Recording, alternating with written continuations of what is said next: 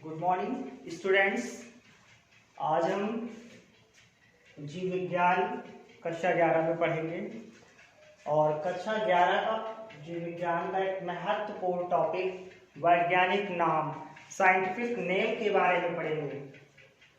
कल की क्लास में हम लोगों ने पढ़ा था कि कुछ सामान्य नामों की कमियां, यानी कुछ जो हमारे सामान्य भाषा में नाम प्रचलित हैं उनमें कमियां हैं। इस वजह से उन कमियों को दूर करने के लिए वैज्ञानिक नामों का प्रतिपादन किया गया, यानी वैज्ञानिकों ने वैज्ञानिक नाम रखे जो कि पूरी दुनिया में सर्वमान्य नाम हैं।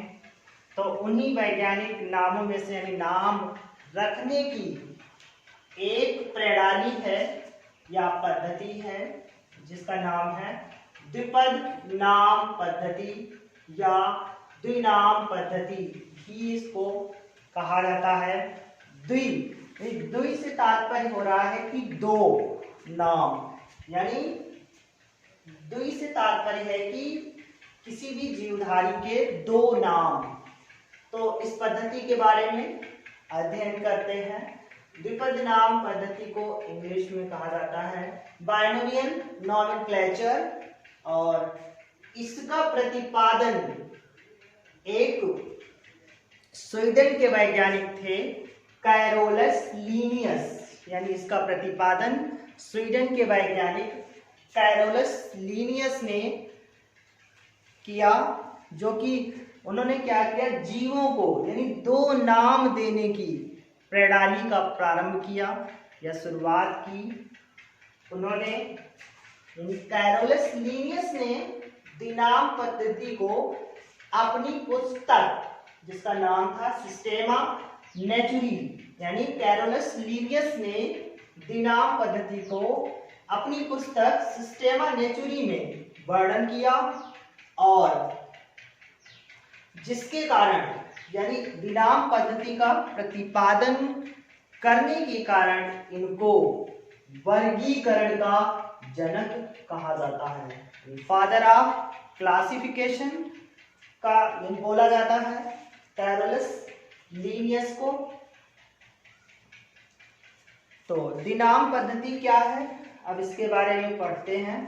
द्विनाम पद्धति, द्विनाम से जैसे पहले ही बता चुके दो नाम, तो जो इनकी पद्धति थी उसके अनुसार कि प्रत्येक जीव के दो नाम होते हैं, यानी जितने भी जीवधारी हैं, चाहे पेड़ पौधे हो, जीवित पेड़ पौधे हो या जंतु हो या सूक्ष्म जीव हो, सभी के दो नाम होते हैं, जिसमें से पहला नाम वंश जिसे जीनस कहते हैं इंग्लिश में, और दूसरा नाम जाति जिसे स्पीशीज कहते हैं। यानी किसी भी जीवधारी के द्विनाम पद्धति के अनुसार दो नाम होते हैं, और पहला नाम उसका वंश को प्रदर्शित करता है और दूसरा नाम उसकी जाति को प्रदर्शित करता है। तो इसे द्विनाम पद्धति कहते हैं। यानी द्विनाम पद्धति के अनुसार प्रत्येक जीव के दो नाम होते हैं। पहला नाम उसके वंश यानी जीनस को प्रदर्शित करता है, और दूसरा नाम उसकी जाति स्पीशीज को प्रदर्शित करता है। इस उदाहरण के माध्यम से समझते हैं। जैसे आम का जो जीव वैज्ञानिक नाम या वानस्पतिक नाम कह सकते हो या जैविक नाम कह सकते हो, मैंजीफेरा इंडिका होता है। यानी आम का जैविक नाम या वानस्पतिक नाम मैंजीफेरा इंडिका होता है, जिसमें से मैंजीफेरा आम का वंश है, यानी जीनस नेम है, इसका वंश नाम है, और इंडिका जो है इसकी जाति है। आम की जाति है इंडिका, इसको इंग्लिश में स्पीशीज नेम कहते हैं। तो पूरा नाम आम का जीव वैज्ञानिक नाम हो गया मैंजीफेरा इंडिका, जिसमें से मैंजीफेरा वंश का नाम और इंडिका उसकी स्पीसीज यानी जाति का नाम होता है। तो समझ में आया होगा नाम पद्धति क्या होती है, यानी किसी जलधारी के दो नाम होते हैं, पहला नाम वंश, दूसरा नाम उसकी जाति। हमेशा ये याद रखना होता है कि वंश का नाम, जो इसका वंश है, वंश का नाम पहले लिखा जाता है और जाति का नाम बाद में लिखा जाता है, तब जाकर के इसका जीव वैज्ञानिक नाम पूर्ण होता है। और वंश और जाति दोनों का नाम साथ साथ लिखना भी होता है। केवल वंश का नाम लिखने से आम का जैविक नाम पूर्ण नहीं होता है, इसलिए आम का जैविक नाम लिखने के लिए पूरा लिखना होगा, यानी उसके वंश को और जाति को भी, यानी मैंजीफेरा इंडिका जब पूरा लिखेंगे तब इसका जीव वैज्ञानिक नाम पूर्ण होगा या जैविक नाम पूर्ण होगा। तो ये दिनाम पद्धति थी। दिनाम पद्धति के प्रतिपादन पूछे जाते हैं कैरोलस लीनियस, और इन्हें वर्गीकरण का फादर बोला जाता है, जनक कहा जाता है, और इन्होंने ही दिनाम पद्धति का प्रतिपादन किया। अब दिनाम पद्धति का प्रतिपादन हो जाने के बाद, यानी जो पद्धति बनाई गई उसके कुछ नियम थे, यानी जब हम किसी चीज को निर्मित करते हैं तो उसके कुछ नियम होते हैं, कुछ सिद्धांत होते हैं। तो वैज्ञानिक नामकरण के जो नियम हैं उनका निर्धारण किसने किया और क्या क्या नियम थे, ये अब हम पढ़ेंगे। तो यहाँ पर दो ये अंतरराष्ट्रीय संस्थाओं के नाम दिए गए हैं, ICZN, दूसरी है ICBN, यानी ICZN का पूरा नाम होता है इंटरनेशनल, I से इंटरनेशनल, C से कोड ऑफ जूलॉजिकल नॉमेनक्लेचर, यानी ICZN का पूरा नाम international code of zoological nomenclature. इसी प्रकार से जहां पर Z था जूलॉजिकल, वहां पर B आ गया है, तो B से हो जाएगा बोटेनिकल, यानी international code of botanical nomenclature. इनके फुल फॉर्म होते हैं, एक बार फिर देखते हैं, international code of zoological nomenclature तथा international code of botanical nomenclature के अनुसार। यानी ये दो अंतरराष्ट्रीय संस्थाएं हैं जो जीवों के जीव वैज्ञानिक नाम को निर्धारण करने के नियमों का प्रतिपादन किया। यानी इन दोनों संस्थाओं ने इन नियमों को बनाया कि हम जब किसी जीव का जीव वैज्ञानिक नाम रखेंगे तो क्या क्या नियम ध्यान रखेंगे। तो सबसे पहला नियम देखते हैं कि प्रत्येक पादप जंतु व सूक्ष्म जीव को द्विपद नामकरण प्रणाली के अनुसार एक वैज्ञानिक नाम दिया जाता है। यानी इस संसार में जितने भी पेड़ पौधे, पादप, कवक, शैवाल, जीवधारी आते हैं, उन सबको एक जीव वैज्ञानिक नाम प्रदान किया गया है। और जब किसी नए जीव की खोज होती है तब भी उसके प्रकृति स्वभाव के अनुसार उसके वंश और जाति को प्रदान किया जाता है। यानी उसका नए जीव की खोज के बाद उसका जीव वैज्ञानिक नाम रखा जाता है।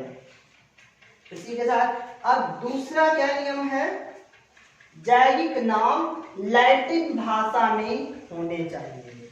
अब लैटिन भाषा में ही क्यों होने चाहिए, हिंदी इंग्लिश में क्यों नहीं होने चाहिए?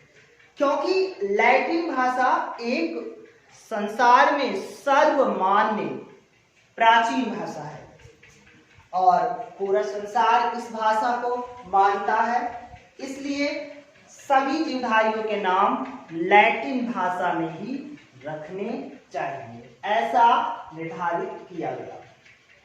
तीसरा क्या नियम है कि जो जैविक नाम में वंश व जाति का नाम अलग अलग, यानी जब हम किसी जीवधारी का जैविक नाम या जीव वैज्ञानिक नाम लिखते हैं तो उसके जाति का नाम और वंश का नाम दोनों अलग अलग होने चाहिए। जैसे आम का लिखा हमने जैव वैज्ञानिक नाम मैंजीफेरा इंडिका, इसमें क्या है, मैंजीफेरा को अलग लिखा और बीच में जगह छोड़ दी स्पेस और उसके बाद इंडिका लिखा। यानी जैविक नाम लिखने में क्योंकि आम का वंश मैंजीफेरा है और इंडिका उसकी जाति है, तो इसको लिखने में यानी मैंजीफेरा को पहले लिखेंगे और अलग लिखेंगे, उसके बाद इंडिका को लिखा यानी वंश और जाति दोनों को अलग अलग लिखा।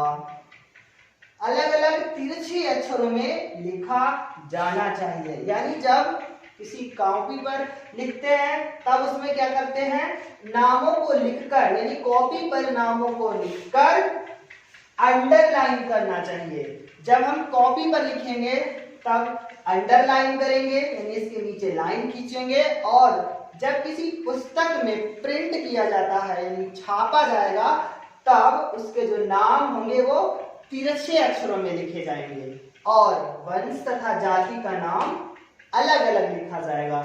यह भी ध्यान रखना जरूरी है। इसी के साथ चौथा वैज्ञानिक नामकरण का नियम कि वंश का नाम का जो पहला अक्षर है बड़ा होना चाहिए और जाति का जो पहला अक्षर होना चाहिए वो छोटा होना चाहिए। जैसे मनुष्य का जीव वैज्ञानिक नाम होमो सैपियंस, यहाँ पर लिखा हुआ है होमो सैपियंस, यानी ये मनुष्य का नाम होमो सैपियंस जीव वैज्ञानिक नाम है। जब पूछा जाता है आधुनिक मनुष्य का जीव वैज्ञानिक नाम तब आपको लिखना है होमो सैपियंस सैपियंस, 2 बार आपको सैपियंस लिखना होगा। तो जैसे नियम में बताया गया है कि वंश का पहला अक्षर बड़ा तथा जाति का पहला अक्षर छोटा लिखा जाता है, तो उसी प्रकार देखिए मनुष्य का जीव वैज्ञानिक नाम होमो सैपियंस लिखा गया, जिसमें से होमो का एच बड़ा लिखा गया क्योंकि होमो मनुष्य का वंश है और सैपियंस का यस छोटा लिखा गया क्योंकि सैपियंस में जो सैपियंस मनुष्य की जाति है क्योंकि जाति का पहला अक्षर छोटा लिखा जाएगा। ऐसा हमारे वैज्ञानिक नामकरण के नियम में बताया गया है। इस प्रकार आपकी दिनांक पद्धति यानी वैज्ञानिक नाम समाप्त होते हैं।